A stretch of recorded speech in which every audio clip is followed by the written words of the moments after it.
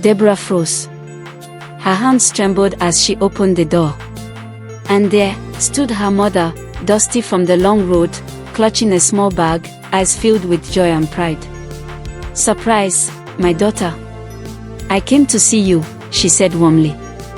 But behind Deborah, music blasted from loudspeakers. Empty bottles of alcohol were everywhere.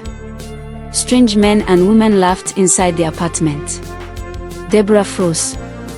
Her double life was about to be revealed. Her mother's eyes moved slowly from Deborah to the chaos inside the room. The joy on her face faded, replaced by confusion and deep pain. Long before that moment, Deborah was the pride of her family. Born into a poor home, her parents worked as farmers. But there was one thing they never joked about: education. They had little, but they had hope. That hope was placed on Deborah. She was bright, hardworking, and always the top of her class. The whole village believed she would change their story. When she got admission into a big university in the city, the village celebrated like it was a festival. People danced, and her father even killed his only goat just to feed the crowd. Everyone in the village believed she was destined to lift her family out of poverty. Deborah was their shining star. At first, university life was exciting but overwhelming. Deborah studied hard, attended her classes, spent long nights in the library, and called her parents often. Every day her roommates would convince her to attend parties with them, and she would always decline. On this fateful night they came again, trying to convince her to attend a party with them. Deborah refused at first but later gave in out of curiosity. That night changed her life. And that was the beginning. She saw luxury cars, money, and young people her age living wild. For the first time in Deborah's life, she felt poor and left out. "Is this what I've been missing?" she asked herself. After that party, all Deborah wanted was more and more party. She started attending more parties, making new friends who lived in wealth. Soon, older men began noticing her. They offered her gifts, money, and expensive items. It was a world she never knew existed. Little by little, her studies became less important. She was caught in a new life that seemed sweeter than her books. At the end of the semester, Deborah's results came out. She failed several courses. Fear and shame filled her heart.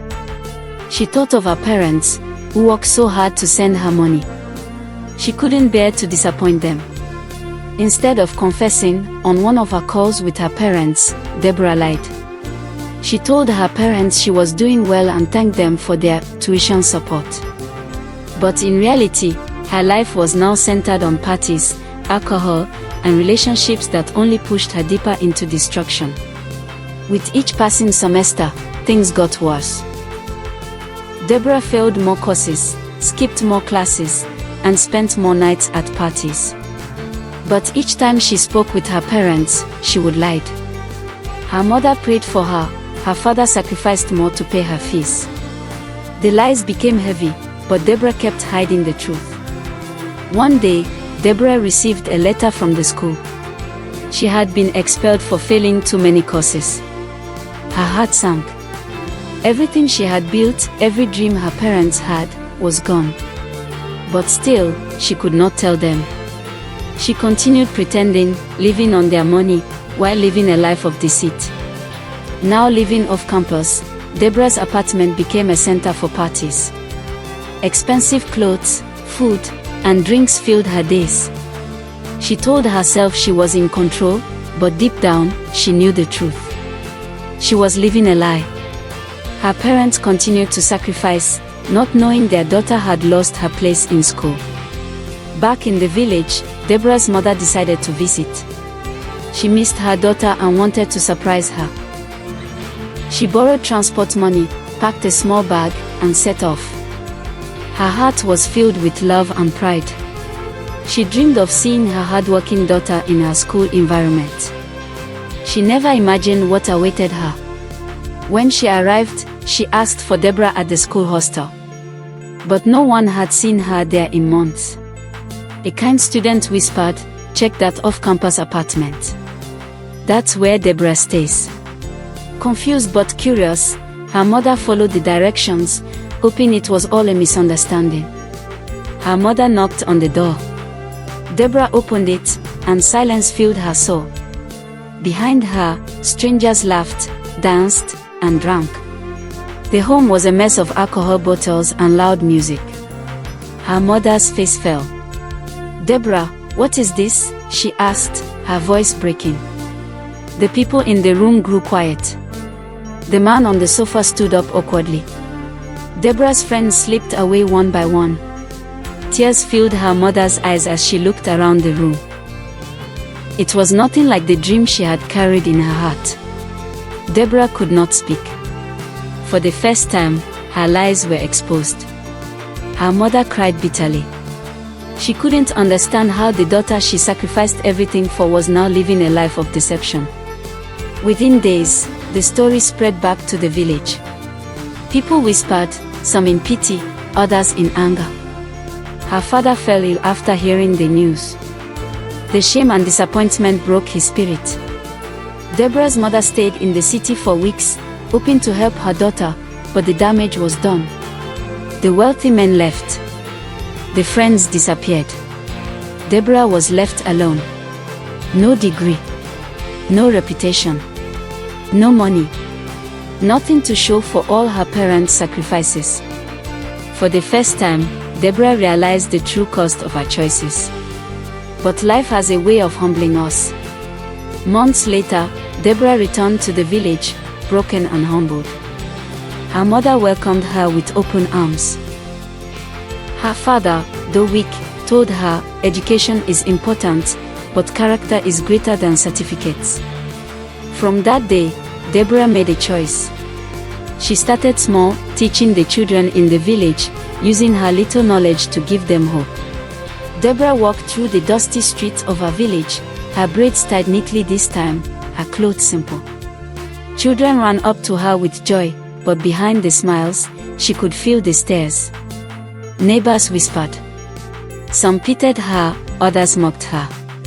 "That's the girl who wasted her parents' money," they said. The weight of shame was heavy, but Deborah kept her head down. She had failed before. But this time, she was determined to rise. Every morning, Deborah gathered children under a tree and began teaching them. She had no certificate, no pay, but she had knowledge. The children loved her, and slowly, even their parents began to notice the change in her. She wasn't the same reckless girl who once chased nightlife. Her mother supported her silently, selling more tomatoes to help her. Her father, still weak from illness, watched with quiet pride. One afternoon, a charity group from the city visited the village. They were looking for someone to help run a new community school.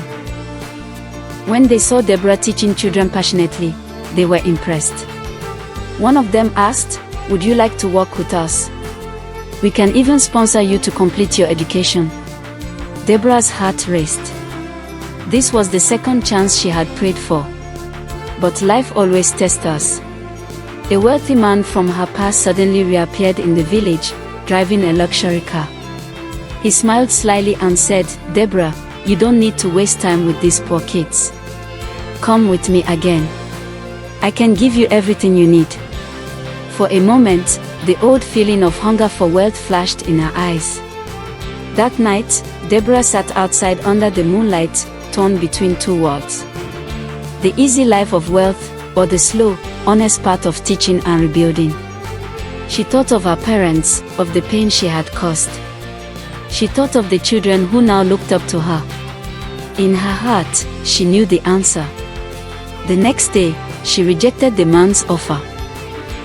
With confidence, she told him, "I've learned that real wealth is not in gold or cars, it's in integrity." The village heard about her choice.